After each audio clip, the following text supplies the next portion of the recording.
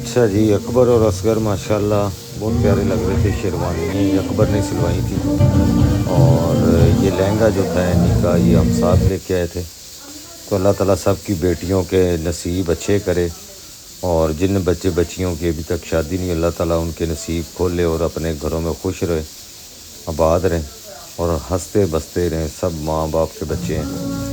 तो मैं ज़्यादा व्लॉग नहीं बना सका, उसकी वजह यह है कि कैमरा मेरे हाथ में रहता ही नहीं था, तस्वीरें भी नहीं ले सका। लेकिन तस्वीरें भी। अस्सलाम वालेकुम गाइस, आज मेरी बेटी की बारात है जी और मैं सॉरी व्लॉग शुरू नहीं कर सका, बेटे ने बनाया है और क्योंकि मैं कामों में बिज़ी था, अभी खाना शाना चल रहा है। तो मैं क्या कहूँ, आप सब बस दुआ कीजिएगा।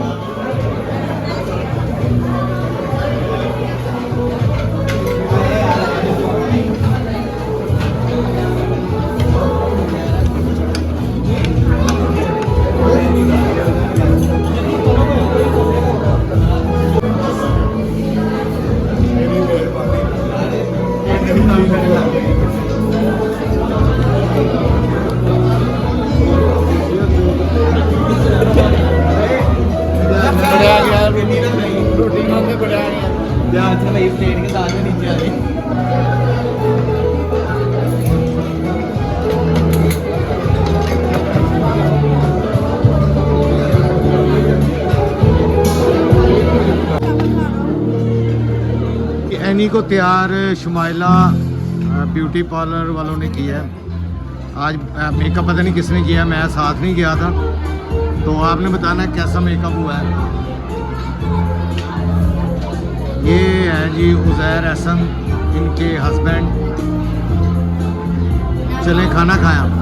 तो जी गाइस, सलमा आपी माशाल्लाह तैयार होके आ चुकी हैं, खाना खा रही हैं। तारिक भाई साथ है, बहुत शुक्रिया तारिक भाई, थैंक यू। आवाज़ नहीं जाएगी, शोर है। आप फिर भी बताएं। अस्सलाम वालेकुम, क्या हाल चाल है गाइस, सब ठीक ठाक है। एनी की शादी है और बड़ी भरपूर सी तैयारी है हमारी।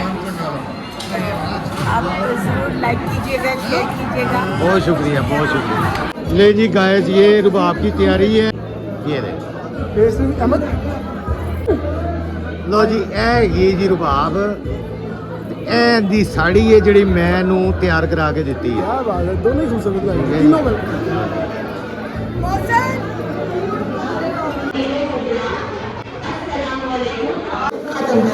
ਦੁੱਧ ਪਲਾਈ ਕੁੜੀਆਂ ਕਰਦੀਆਂ ਕਿ ਮੁੰਡੇ ਕਰਦੇ ਆ? ਪਹਿਲੀ ਦੁੱਧ ਪਲਾਈ पीछे से हट जाओ, पीछे से। बैठना पड़ेगा। बैठो बैठो बैठो, नीचे बैठो, पीछे होके बैठो, पीछे होके पीछे होके पीछे होके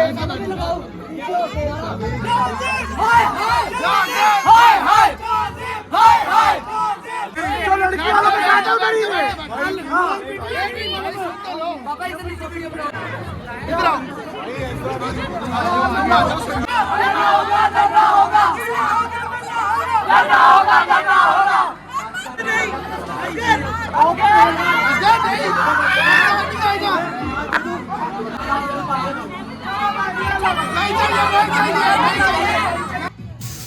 ਲੋ ਜੀ ਗਾਇਜ਼, ਦੁੱਧ ਪਲਾਈ ਇਹਨਾਂ ਨੇ ਕਰ ਲਈ ਹੈ।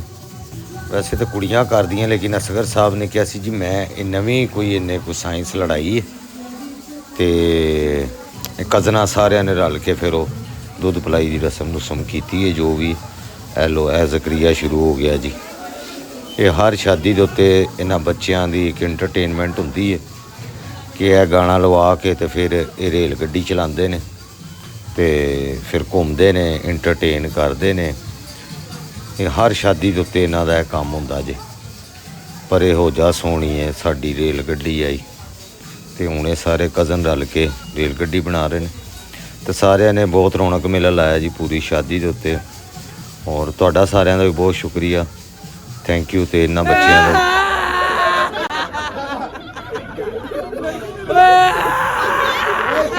चंगा लग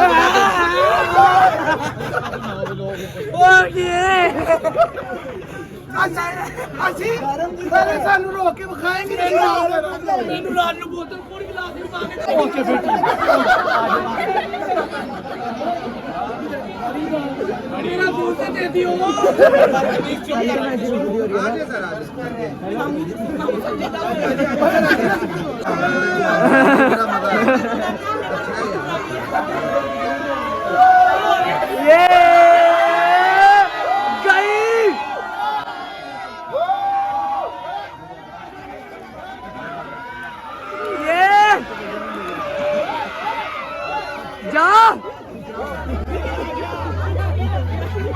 चलो धक्का दे से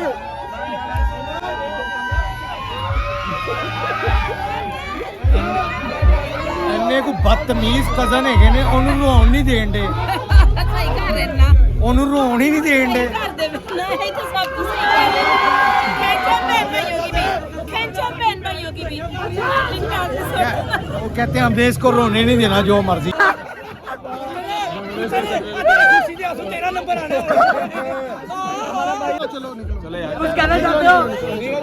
कुछ कहना चाहते हो? मैं कह रहा हूँ कि अब ये मिलो, इससे फिर मिला नहीं जाएगा।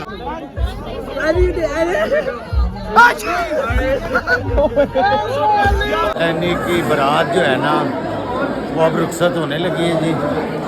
सारे काम अल्हम्दुलिल्लाह खैर वफ़ियत से हो गए हैं। तो बस आप सब दुआ कीजिएगा अगले व्लॉग तक।